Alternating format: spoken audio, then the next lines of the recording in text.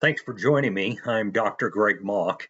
One of the most important meetings of World War II was held in January of 1943 in Casablanca.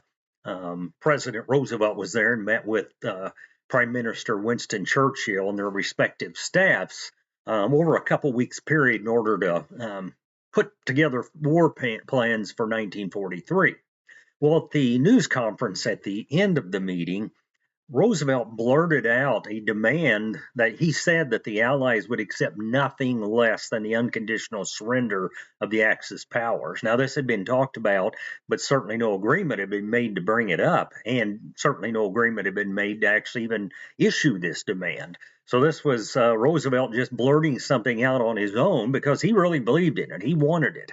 And he thought that once he said that, he could pin everybody down to it. So that's what happened. And what that meant was that there would be no negotiation at all with anybody. Everybody, the Axis powers just had to lay their weapons down and quit.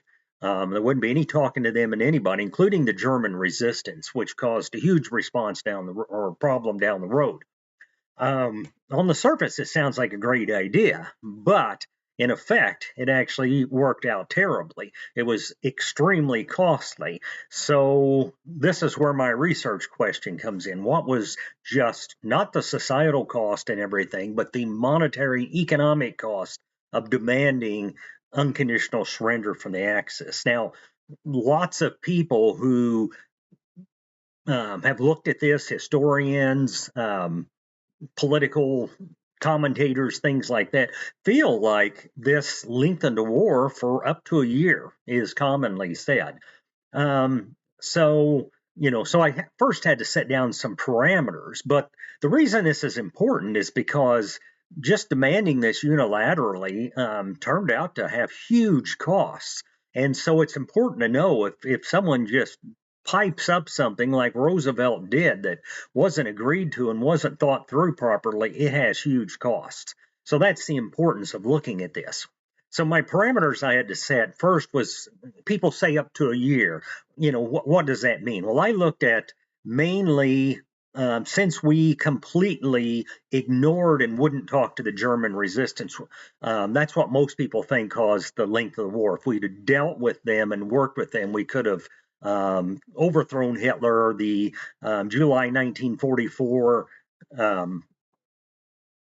attempt at Hitler at the Wolfschanze very likely would have been successful or something else. So that's the main reason that most people think it lasted a lot longer. So I looked at that, and that was about 9 months before the end of the war, but I decided on a conservative 6 months of less warfare if we hadn't have demanded unconditional surrender. Then I had to decide what 6 months. Would it be the first 6 months, the last ones? But really, it would have been the 6 months from the fall of 44 into the spring of 45. Now, those happen to be some of the costliest months of the war for the United States. 100,000 deaths of American servicemen occurred over those 6 months. It was a bloody 6 months. It was a horribly expensive 6 months.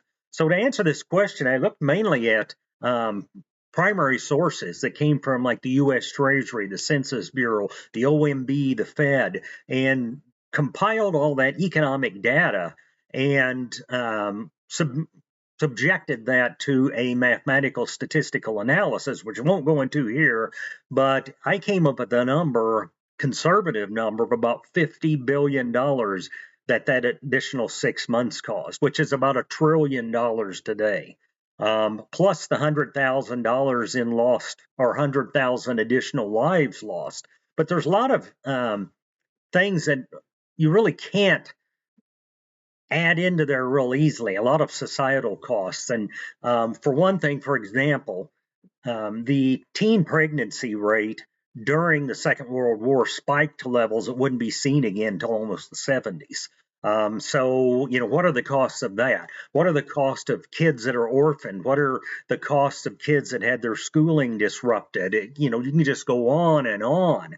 So 6 more months of war that didn't need to happen cost even indirectly, a huge amount more. So I can see that 50 billion number spiking easily to 100 billion, no problem. And then you look at, say, hey, that's just the American costs. Then you look across the globe, what about all these other countries? There were 3 million German soldiers alone killed during those 6 months. There were probably 1 million Red Army soldiers killed during that time. The Red Army basically raped and murdered its way across Eastern Europe. The Soviet Union was allowed to embed itself into Eastern Europe and East Germany, and look at the Cold War that resulted from that. So, so when you look at everything together, President Roosevelt cost the equivalent today of probably $5 to $6 trillion and up to 5 million lives by opening his mouth. Thank you for listening.